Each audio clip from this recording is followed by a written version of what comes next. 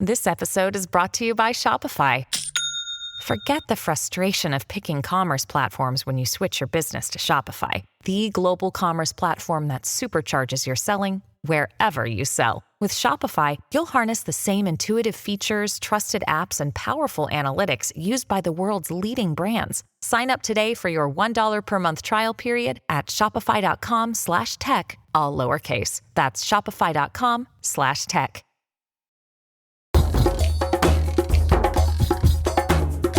Welcome to the Jali podcast. I'm your host, Melyssa Barrett. This podcast is for those who are interested in the conversation around diversity, inclusion, and equity. Each week, I'll be interviewing a guest who has something special to share or is actively part of building solutions in this space. Let's get started. Nikita Nikol Naylor, daughter, entrepreneur, healing and holistic advocate, beauty professional, and spiritual illuminist. Nikita Nikol is a California Bay Area native. She's always been inclined to understanding with empathy. Having a strong desire to beautify the world, she began her career in the beauty industry at a very young age. During this time, she learned the true importance of clear communication, public relations, and customer service. She's a lover of words and believes communication, both verbal and nonverbal, is the key source to knowledge, understanding, and acceptance. She is a successful business owner with over 18 years in the beauty and public relations industries. This is what inspired her to partner with her mother, Vernita, to bring you Speaking in Colors. Vernita Naylor, mother, educator, small business advocate, change agent, cultural equity advisor, speaker, business owner, and published author. Vernita Naylor is a California Bay Area native. For over 30 years, she has been educating, advocating, and supporting diverse business owners in various industry platforms, from music and entertainment and supply chain management to government contracting.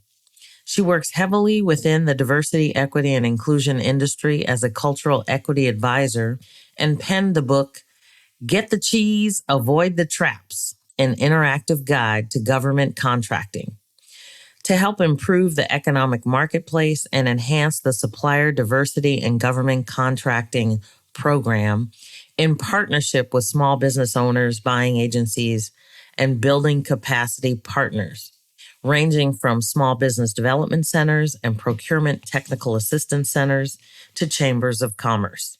Her passion is to prepare diverse businesses to become business, contract, and supplier ready for viability to work in the supplier diversity and government contracting industry in partnership with government and corporate buying agencies.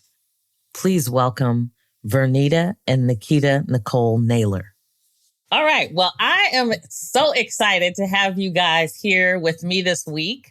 One of the perks of doing the podcast is I get to meet and talk to so many wonderful people. And I had the honor and pleasure of connecting with Vernita Naylor. And now I have the ultimate pleasure of meeting her daughter, Nikita Nikol Naylor. And they are going to talk to us today about speaking in colors. And as soon as I met Vernita, I think we had maybe one conversation and I was like, oh, I got to order her books, And so I started reading the book and it actually was different than I thought it was going to be. I'm not sure what I expected, but as I got into it, and it's a wonderful read, it doesn't take you 5 weeks to read it. It takes you a few hours, maybe less. And it's all about speaking in colors. And so I love the fact that you call it Speaking in Colors. So, but before we get to the book, I wanted to just ask you both to talk a little bit about how you got here to this point in your life and how you ended up writing this book together. So basically, we have both been in fields where we have to communicate with like a wide range of people. And over the years, it's just been very important for us to make sure that we were communicating effectively to get our point across. And with dealing with different personalities, different backgrounds, different upbringings, it's very important to see the person for themselves and try to not just stick into your own little box of how you communicate in your upbringing, but try to figure out how you're able to grow that communication to where you're able to communicate with all facets of people. So me being in the beauty industry and just being a very social person since I was young, I have just learned to communicate with all walks of life. And I think that together, with the experience in communication that we both have, we were able to come together and bring you Speaking in Colors. And then for me on my end, in addition to that, being in a construction project management industry, being in the fashion and music and entertainment industry, mine rooted from my father because I noticed that he was always able to navigate in any type of surrounding. I don't care who it is. He was able to navigate. And we know our people from the South do not usually have a high school education. I think his was maybe junior high, maybe elementary. Notice that he was able to navigate in any surroundings. He worked at the post office and he was also a carpenter by trade. And he can build and do anything. And we watched him, even her throughout life to be able to build and do anything, construct anything. And so I noticed that even though the frequencies were around him, that energy was around him, he was able to navigate and speak the colors of those he had to work with, no matter who they were, to get the results that he needed. And I was like, something to this. And so through all of those things, my daughter and I decided to create Speaking in Colors because we saw, especially post-COVID, people were having more issues than pre-COVID, having problems communicating. But with post-COVID, we were all able to sit down and watch the world unfold. Yes. And we said, there has to be something that we can do to make a difference and improve the narrative, perspective, and the lens in which people see. Because people are speaking to their past. People are speaking to people who have nothing to do with the situation that they're in. So you're talking to someone and you're thinking it's that person, but it's not that person or that group. Who you're speaking to is something that happened to you, or something someone told you about, or something that you learned from the media. So I was like, we have to change the narrative. We have to change the lens, and we have to change and improve the perspective of others. I love that. And I think it's so significant because now with such a focus on diversity, equity, and inclusion, we don't talk about communication enough. Right. Maybe we can start by you all just defining what does Speaking in Colors mean? Because I know you start with a segment on born with, like you're born with colors. And then you kind of go through, your whole life essentially is just made up of colors. But can you maybe speak to how you define Speaking in Colors and people's frequency as you reference? Okay, so the concept of Speaking in Colors, the simplicity of it is diversity of who you are and what makes you up to be who you are. And through that, it determines and influences and impacts your communication styles. So when we say Speaking in Color, we're talking to that person who may have that purple hair, who may have the beard, who may have the cornrows, who may be in a wheelchair, who may be fat, skinny, tall, short. We're speaking to all those things that make the person who they are because it's that first impression that people see outside of skin color. So the skin color is that first layer. And then that second layer is that other things that they see, like I just mentioned. So Speaking in Colors is that diversity. And then we talk about the frequency, which is energy. So energy is always around us, whether we absorb it or not. So like, for example, after a rough day, some people might go and sit at a park and watch the children play, the dog run, or the squirrels run around, or they might go to a beach if they have that option to go to a beach or an ocean. And all those things are speaking to you to help you to unwind. It's those frequencies that's helping you to unwind. So those are the concepts of speaking in colors and the frequencies, which is really energy. And in turn with that, so the frequencies that we experience and we walk around with on a regular basis are tied with color. Okay. So there are colors that we emit due to who we are as people. So for instance, my color is purple. So that way, and in my mom's color is, what is it? Red? It's red when I'm working and yellow when I'm in my personal life. Okay. So if we were to communicate, okay, red is not like a forceful color, but it's a dominant color. I have red also in purple because I have blue and red mixed together. So just say, for instance, if she is in the mode of her dominant color and she needs to come and present herself to me or speak to me about something, she would need to change her color, which is her frequency, which is the energy that she gives out when you speak to others or when you speak to a certain person, to be able to allow me to understand in the best way what she's speaking of. However, we're born with these innate colors as we develop. Also then develop filter frequencies that we then get. And they kind of cloud who we are originally, cloud the color that we are. So now we have hues of black and white and different other colors that come in that kind of dilute and change the color of who we are. So we just develop speaking in color and saying that everyone is walking around with their color frequency, right? And then also on top of that, due to the life they've lived, things that they've had, that they were taught, things that happened in their lives, they also develop color filter frequencies that then also change that. And so it's just very important to know where you are, and irregardless if you know where the other person is, know how you need to cultivate conversation within yourself so that other people can clearly understand you. And I want to say also too, as she just said, us creating this book was a challenge for us because she's a more creative person and she approaches things creatively, where I am dominant. I want to get it going.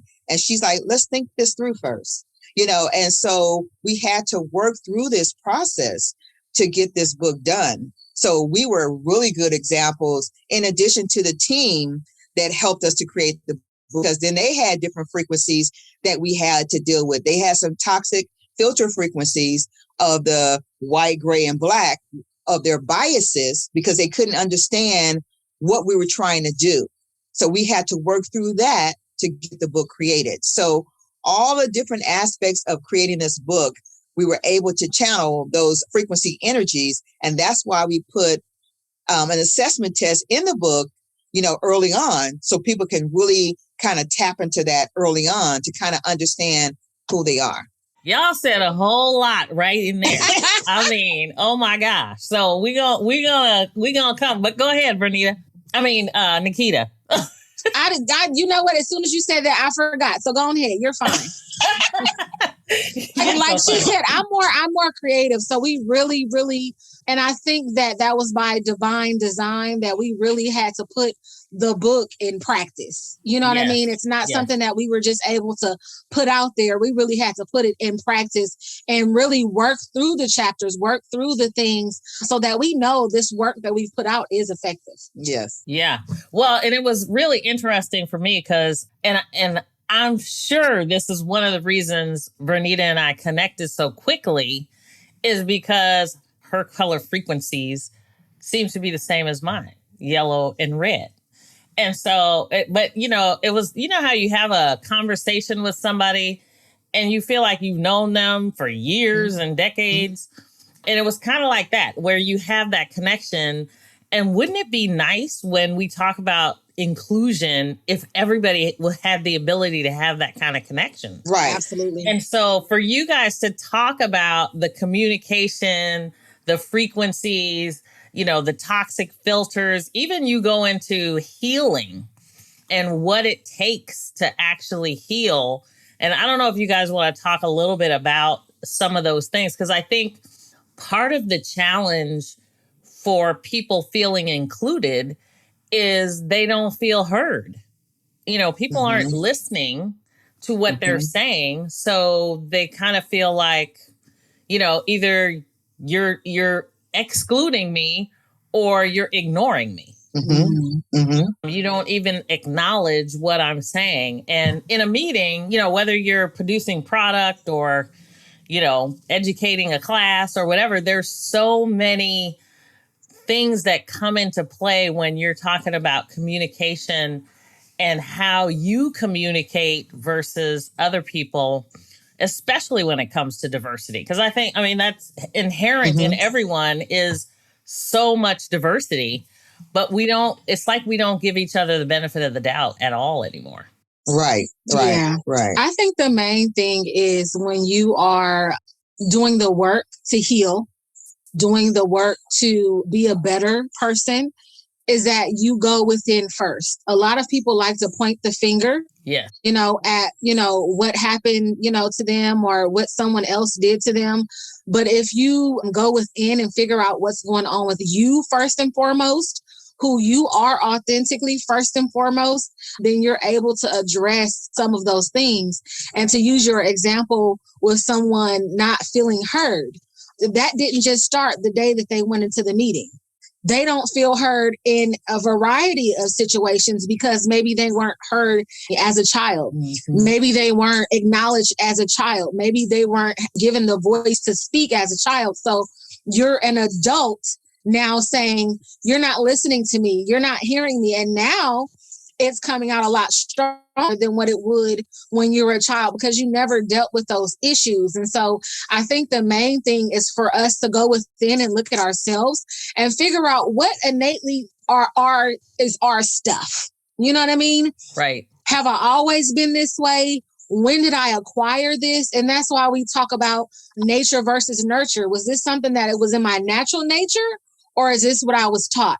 Oh, you stay in a child's place. You don't speak when grown folks are speaking.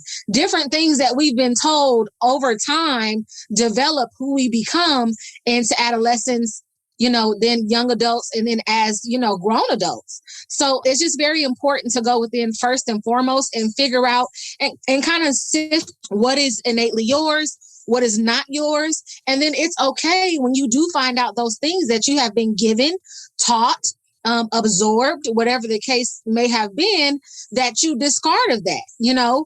That's what was taught me. But in my adult life, I don't agree with those principles. And it's okay to throw those things out.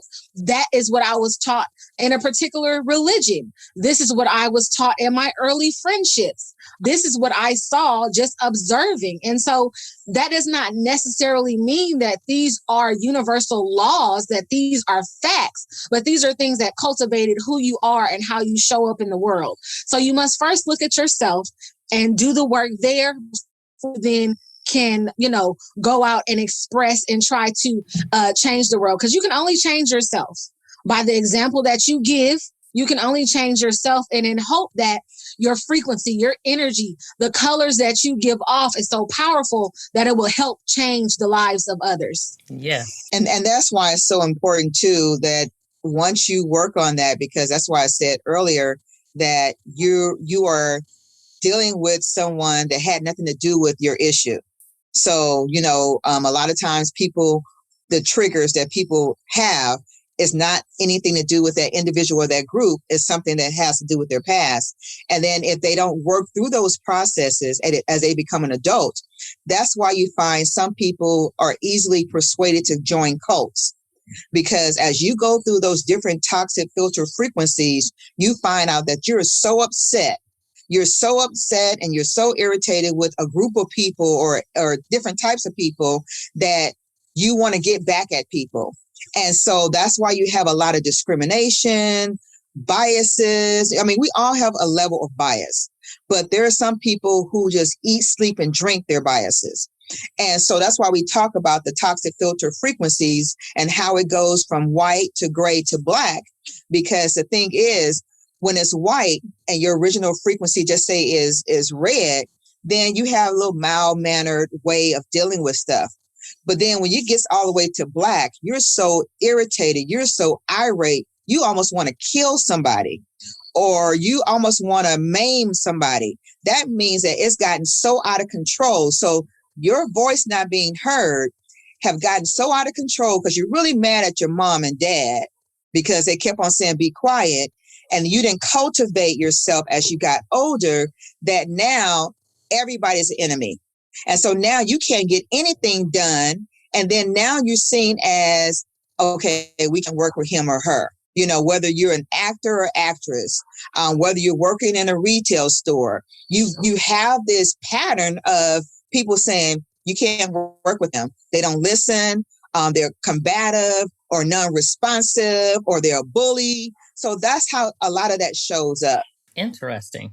So let me just ask this question. So you talk about kind of being your first color frequency. Those were your words. Versus kind of the nature versus nurture components of your second color frequency. And then you get into transmitting as well as color correction, which I love that term, color correction, when you guys start talking about the toxic filters, because, you know, I think when you think about patience or healing trauma, for example, it's kind of nice to think about it as a color correction, as opposed to, you know, such a negative, you know, kind of basis for how people are, because it makes you feel like, you know, there is good in there. It's right. Just been filtered improperly. Like, you know, like it has all that bad water, you know, in there, and we need to go back and filter it or something, you know, get it purified. So it's awesome to me when you talk about correcting like broken communication patterns. So what can people do if they are not transmitting properly? Like what are some of those things? I know for me, just doing the assessment was helpful. Because I was like, oh, wow, I didn't know, you know, that I'm like mindfulness and, you know, I motivated, spontaneous, you know, for high, and my low is kind of anxious, nervous, and uncertain. And so, you know, when you start thinking about red, where, you know, I'm active, cheerful, optimistic, but my low is, you know, kind of like impulsive and aggressive. And it's funny because I think you don't necessarily think of yourself in the same color on those different ends of the spectrum. But I know people will tell me one thing or the other in both cases, depending on what's going on with me, you know, that at that time or that day or whatever. So you really do see it show up so that you have the ability to maybe self-correct. Mm-hmm. Mm-hmm. Mm-hmm. I think one of the main things when you're speaking of that is to always remember, especially with frequency and energy, that there is polarity. You know, there's a high, a low, up and down, a positive and a negatively charged energy. And I want to say charged because there is really no negative, as people say. It's just a lower level of, you know, energy on that spectrum. You can definitely be that same color, but represent different facets of that color.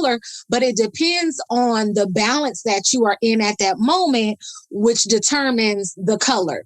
So really, when you're doing your self-assessment and you're doing your work, you have to figure out, what is it that makes me balance? Am I getting enough sleep?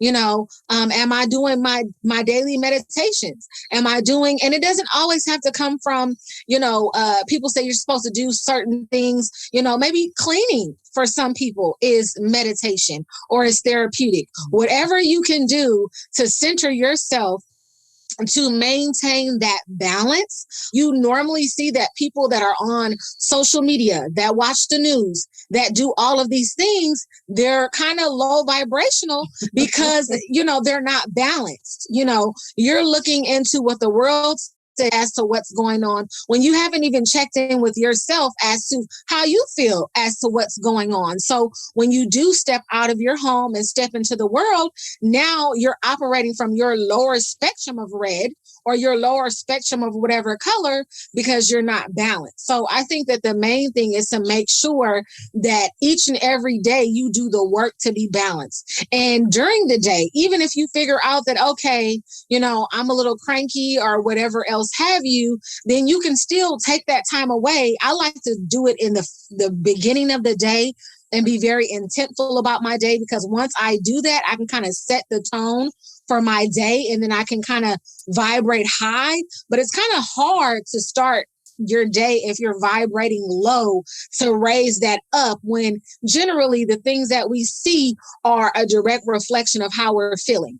So if you go outside and you're feeling crummy, you're going to meet all the crummy people. Like things that, are negatively charged are going to happen to you. You might stub your toe, your tire might get flat, because all of these things are in the frequency at which you're at when you step out. So I think that those things are just very important, to just make sure that you're balanced. And then also to look at the commonalities. A lot of people are self-centered, but they're not looking within. So what I mean by that is... Say that again.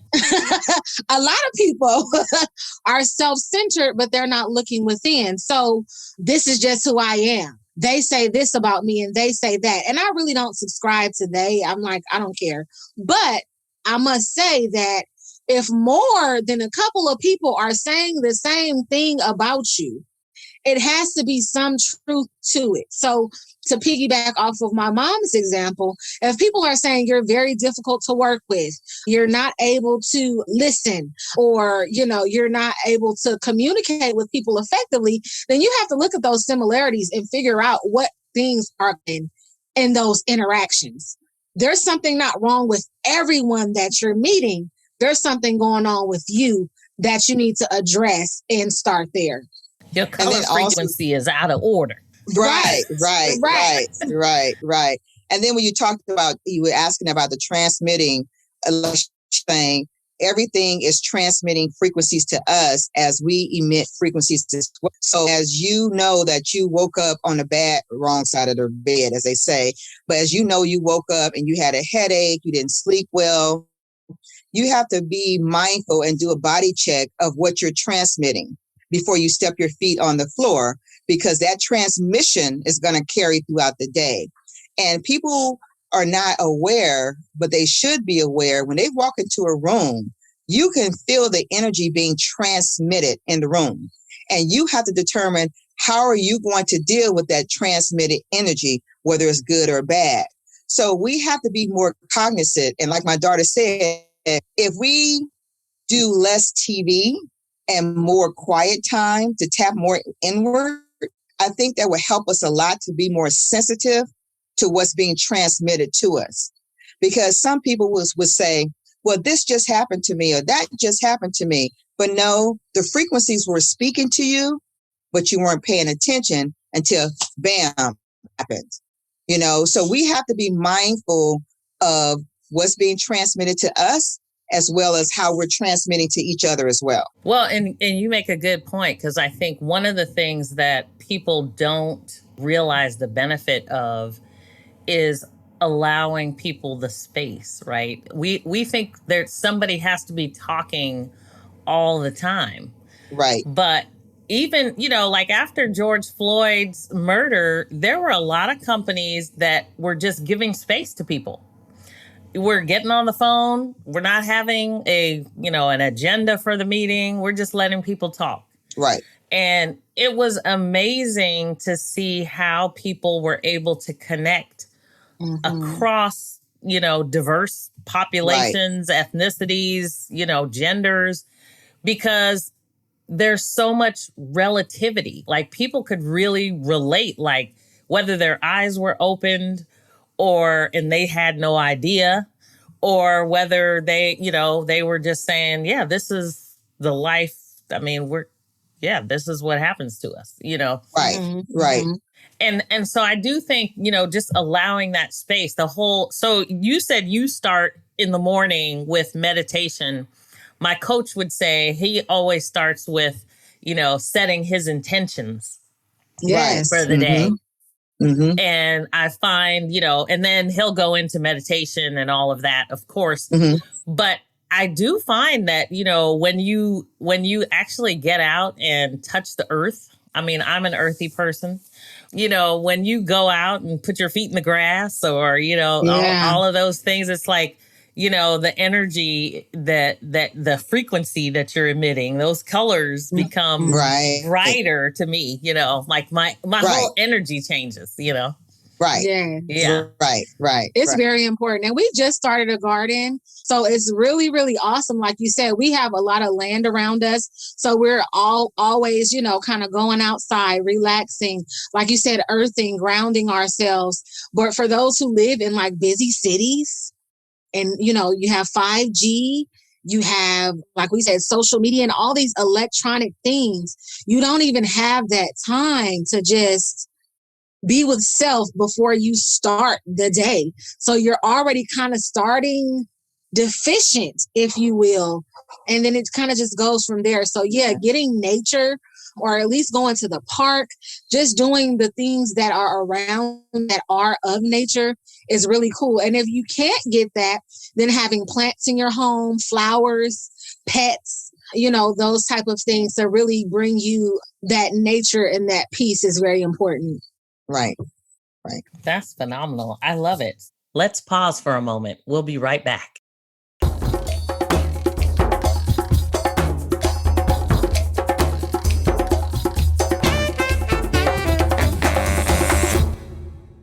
Now, tell me about, I had the pleasure of chiming in with you all for your, I think you call them 6 Saturdays, speaking in colors Saturdays. Yes. So tell me a little bit about 6 Saturdays and how that came about. Because I know your speaking in colors is not just a book. You're really trying to incite a movement. Yes. Absolutely. So our goal is to, like you said, start a movement of openness, a movement of communication, a movement of safe speech to where everyone is comfortable to really talk about some really diverse issues. So 6 Saturdays is something that we started after we finished the book and wanted to just really get out there every Saturday. We were doing it for a minute on Instagram, but Clubhouse seemed to be doing really, really well. I think the climate is a little bit different, but we go every Saturday and we speak about various topics. So this particular Saturday, we spoke about the second chapter of the book, Nurture versus Nature, and then it spent off into identity and who you are and how you show up in the world. So we want to provoke thought. We want to have people to think of things that they haven't yet done before. And eventually we want to start forums so where we're able to meet together and really talk about some really good things to where when people leave, they are leaving renewed and changed. And like you said, they're leaving and they felt that they were heard. We don't always have to agree, you know what I'm saying? And that's okay.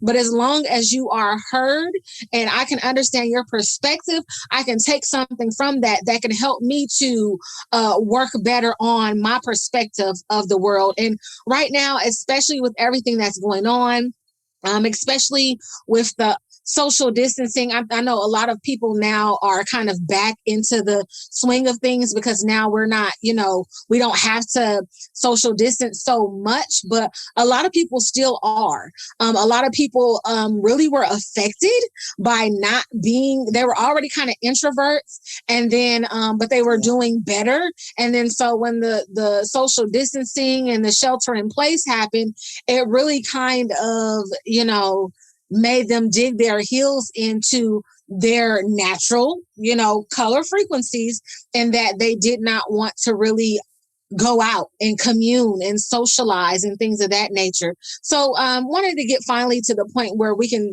have forums to do that and where we can all feel each other's energy, you know what I mean? And heal some things. But right now we're starting that on social media platforms. And one thing, too, that's really important for us is not only the movement, but we really want to change the dynamics of what people are saying, because as you're sheltered in place, and if you're an introvert, for example, you only have your mind and what your thoughts are. So if you're looking at TV, speaking to a friend or whatever, after that's cut off, then you go into your shell and then your mind just get going. But if you have a platform in which you can talk it out, I mean, we've had some very good discussions over the past 2 months or 6 weeks or something like that? 2 months. 2 months. And so we've had identifying shame, born with, what's some of the other topics? We talked about so many things. Yeah. And only reason why I say that I can't think of the topics offhand is because we start with, topics It spins and off. then it just spins off because people are so eager and so ready to share. Yeah. Sometimes people talk about stuff we didn't even ask them about. Right. You know what I'm saying? Because right. It's like a therapist. We're like a therapist. We're like, uh-oh. It was just sitting on them so heavy. So we don't want to be like, no, that wasn't the question.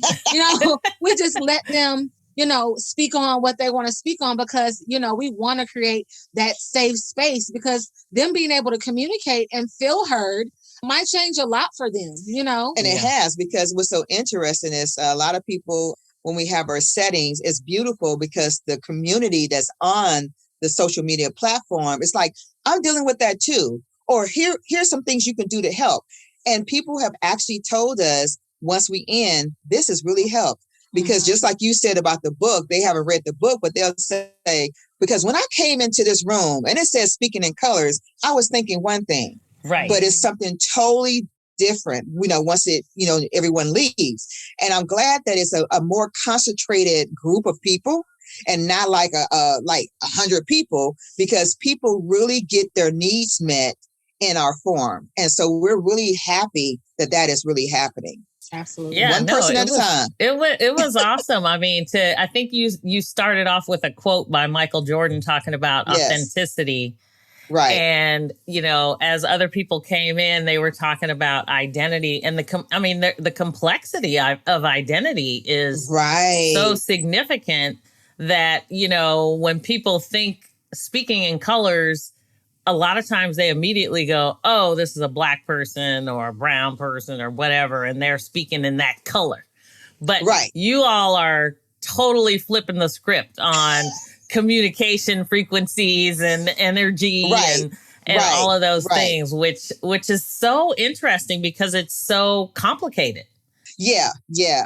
And we want, and let me just say this too, we didn't intentionally want the book in white, but the universe knew it should be black and white. Because now people are like confused, speaking in color, but why is it black and white? And that's the thing. Because people want things in black and white. And color. They want extra stimulus. No, you have to think for yourself. What does that mean for you? Right. When you just look at the words, when you just look at the cover and it's just black and white, what does that evoke for you? We're not going to spoon feed you like everything in our society does or try to make you think a certain way. And like my mom was saying, we tried so many, there've been so many different covers that we were like, yes, what is the problem? Why we can't use this? And it just was like, it was supposed to be black and white, just the way it is. Yeah. And it provokes thought. Yeah. It's awesome. Yeah. So look, I'm going to hold it up here so people can see it. That's is black and white. But I love I just think it's so interesting when you pull back the layers of communication and, as you say, speak in colors, because it does really allow not only for you to understand yourself, but for you to really tap into someone else's frequency and what the colors that they have actually going on in their life. So, even to the point where, you guys give some really good things in here with respect to just affirmations and, some real just practical uses, journaling, things that really get you in touch with how you're feeling versus always looking out at, things that you have to do or things that you have to be in order for other people to try to connect to you. Right. And let me say this too, it's interesting too. That's why, speaking to what you just said, that's why I put that example, in which it's a true example, but I put the example and changed the names and all that about the doctor and the patient. Because a lot of us even go to a doctor and it's our frequency and what we're transmitting to ourselves that causes us to be sick. you know, or causes that interaction with a doctor to go awry, you know, and people have to realize this transcends no matter what you're doing. Yes. You know? Yes. And that's why you have to go back and reflect and say, okay, how did, you know, journal, you know, reflect on that. How did that happen? You know, who did what? Why did that happen? Because we are a people in the world, no matter what culture you are, of sickness, because a lot of times we're holding things in or we're responding to someone else's biases or different things like that, which is causing us to be ill.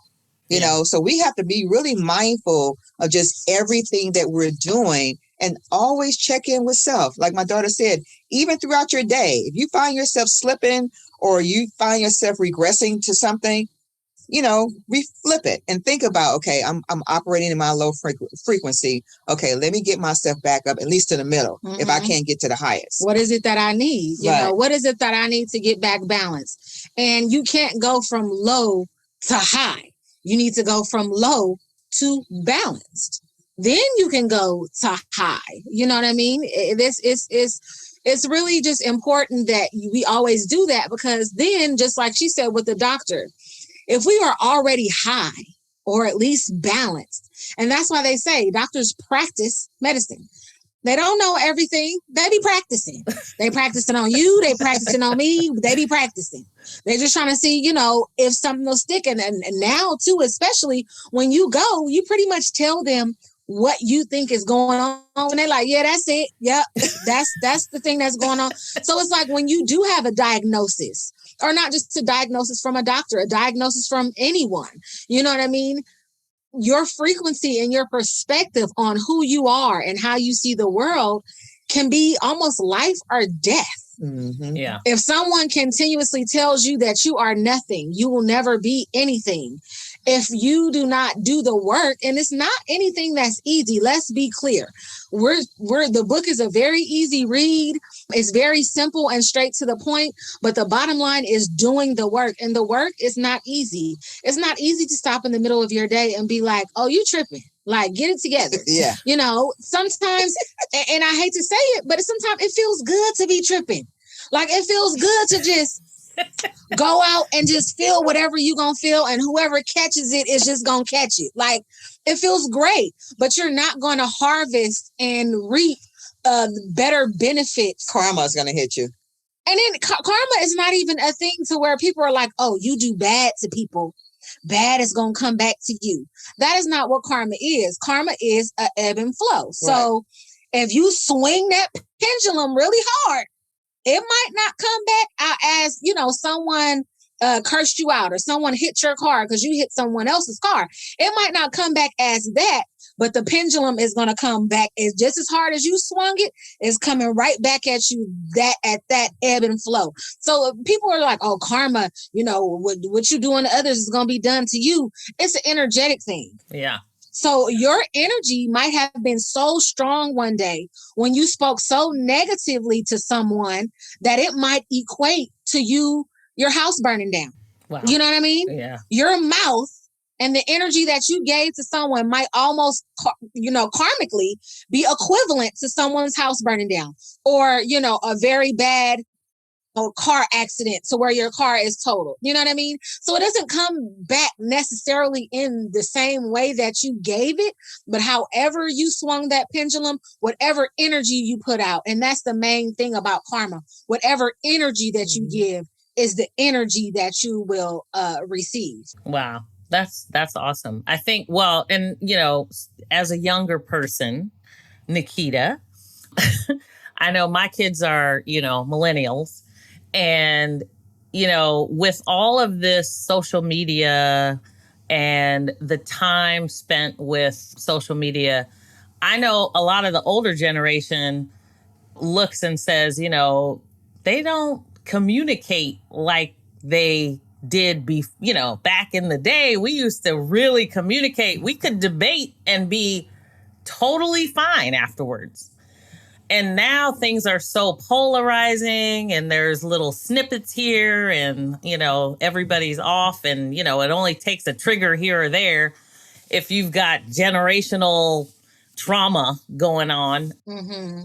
And so I wonder, are there a few things that you would suggest to even, say, the younger generation when it comes to speaking in colors? I think actually it's a catch-22 because I think the younger generation is doing very awesome. Yes. In allowing people to be themselves. Mm-hmm. That is a plus that the older generation, and I'm a millennial too. They changed my things. Like I don't know what happened, but I'm a millennial too now. But so that's one thing that I think that is very positive about the younger generation is that they allow people to be who they are. You know what I mean? And they're not a very judgmental people.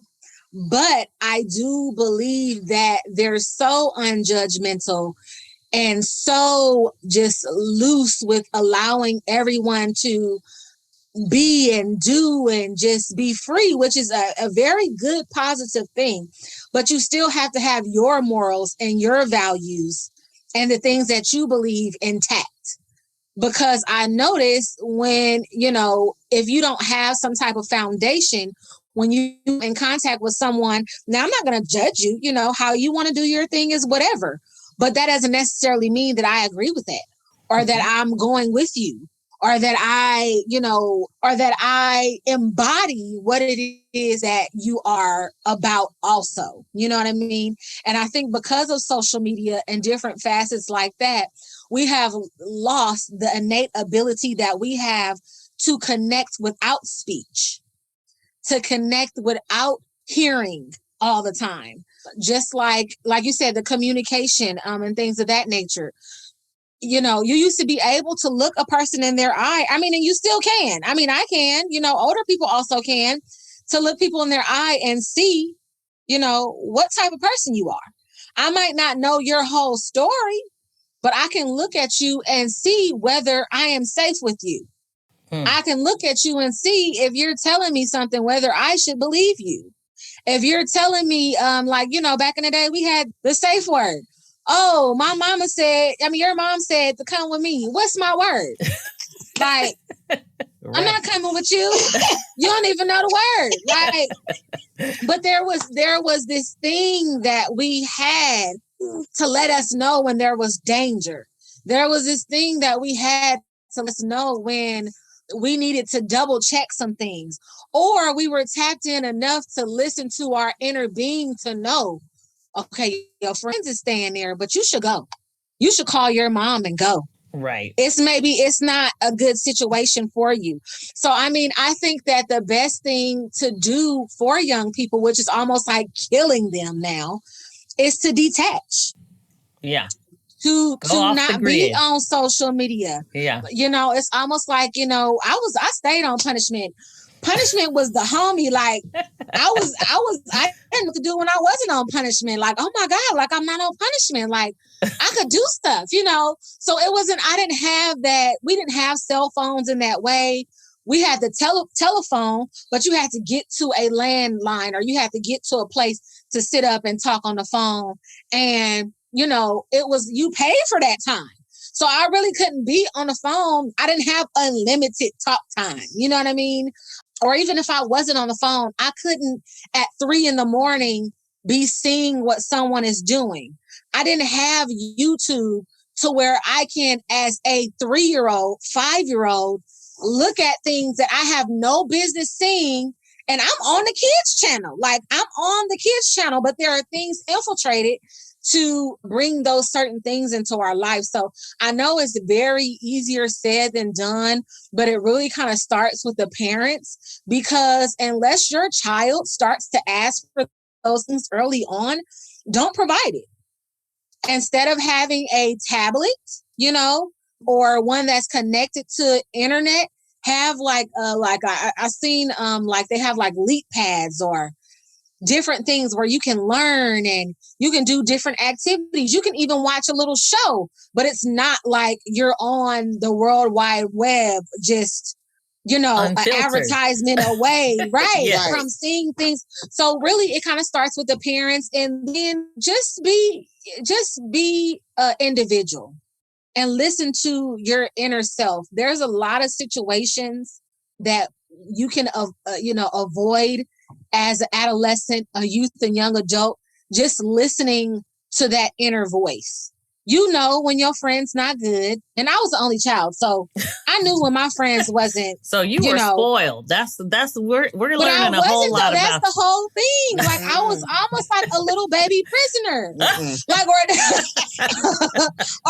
that's what I thought when I was younger, because I was like, man, Mom, like it's only me. Like I don't ever get to do nothing. Like what you mean I ain't getting no school clothes this semester? Like I just didn't understand, but as I got older and was able to utilize those things that I was taught, I always tell her, like, thank you so much, like, for doing the work. Parenting is definitely not easy, and I always used to be like, ugh, like when we're saying like filter frequencies, I always used to be like, ugh, her frequency is black. Like she not black, she act but like black. She don't.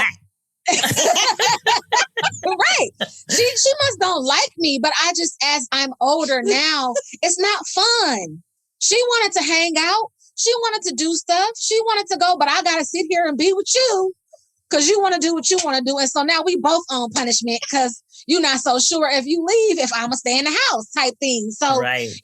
Just really doing the work to really just make sure that she just cultivated, and not to toot my own horn, but just a well-balanced human being. I did things that were, not good. I did, but I always had those reasoning skills. And that's what's going to save the youth and young adults today is those reasoning skills and understanding where you are. Because like you said, with the George Floyd situation, very devastating. It's not the first time that us as a people have gone through that. But you need to understand who you are as a person and where you stand and what is your gift. I'm not going to go to the street and riot. That's not my gift. Yeah. That's not what I do. But I can bring consciousness to people when situations are around me. I can correct those situations. I can be a thought leader, and let people know how to change those things and how to heal and maybe not have to deal with some of those things and how to deal with that. You know what I mean? So, just understanding who you are, but you're only going to be able to do that if you're quote unquote not in the matrix. And the babies nowadays are born in the matrix. Like, my friend has a 6-month-old and he already know how to unlock her phone. How he knows how to do that, I have no idea. It's actually pretty creepy. It's kind of creepy. I don't know, but it's just like, it's hard to say because this is their culture now. Like this is this is who they are. So to kind of revert in a way and go back to the principles that we had for ourselves growing up, it's not an easy thing to do. Yeah, so well said, because I think, I think a lot about what the kids of today have to deal with, that constant digital influence of everything. You really have to kind of understand your own brand, your own purpose. Absolutely. So early in life now that it becomes really challenging, even just if you get on social media. Like, what are you posting? That's a whole nother thing, too. Yeah, it's crazy. The bullying. How you get bullied online? Yeah. I never understood how your self-worth is based off of what a person says that don't even know you, not even in your vicinity. And then that's just the whole like thing. But how do you get bullied? Like, I don't understand. Like, just unfollow them or just block the person or just better yet, get off of there. It's not making me feel good. I'm going to remove myself. A lot of youth and young adults have almost come, or not even almost, have come to the point of suicide for being bullied online. This person is not even in your vicinity. Like, when we were bullied back in the day, we was like for real bullied. Like, you had to physically like run, or use, a physical ability. when we weren't so sensitive to where someone said something to us, we just took it so much to heart. Like, and that's when you built your character. We did the dozens. We talked about each other. That was almost a skill. Like, I don't have to fight with you. I don't have to do these things because I can get you with my wit, with my words. You know what I mean? So it's just crazy how people are like being bullied online. I just never and bullied to that point to where you feel like, you're so precious and you feel like you don't want to be here because somebody online. And to your point, though, about color frequencies, I mean, they could be operating at such a frequency that, they don't feel confident in themselves, or they don't have that esteem. They don't even have, the ability to really kind of stand up and, when somebody's just constantly berating you and you're being beaten, it's really hard sometimes to just get up, Right. Yeah. So, I mean, everybody's at a different place and, trying to meet people where they are so that we can have, just the colorful life that we would want. It's just challenging. I mean, I remember, after my husband passed away, just being able to get up out of the bed was an accomplishment. And I took it. Yes. I'm like, you know what? I'm taking this today. This is my good thing. I'm in gratitude for that, Yes. So, there's so many things going on in people's lives and life can be so complicated. But I just love that you guys talk about speaking in colors, and, learning how to work with people who are different from you. Mm-hmm. And the conversations that you all are having on 6 Saturdays, we don't need to agree, but we should be able to have respectful conversations. Right. Absolutely. And I hope as you guys continue to do 6 Saturdays, maybe you could pull in a politician or two and teach them. We getting there. We gonna get there. How to speak in colors, and let's listen to each other and figure this out. So we're really trying to broaden and get global with this, because we want to touch all different types of people, because everyone can improve, at some point in time. And it's those who, one thing I have a saying is, curses the man who feels he has nothing to learn. He's a fool. Yes. Because we all have something to learn, no matter how old or how young that we are. So, we hope to tap into that sooner or later. The politicians of the world, the schools, the police department, just in every facet of life, medical, yes, because you're all communicating, and we're communicating to one to another. So everywhere. That's awesome. I love that. What a great place to end on. And I'm just so grateful to have you all here. And I'm looking forward to hearing more from you all on Speaking in Colors. Join the movement. And don't forget to order the book online, Speaking in Colors. We'll give you the link to do so. And again, I just so appreciate you, Vernita and Nikita, for coming to the Jali podcast and telling your story.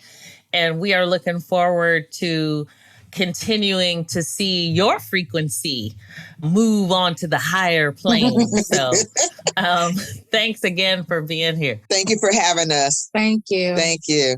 Thank you so much. Thanks for joining me on the Jali podcast. Please subscribe so you won't miss an episode. See you next week.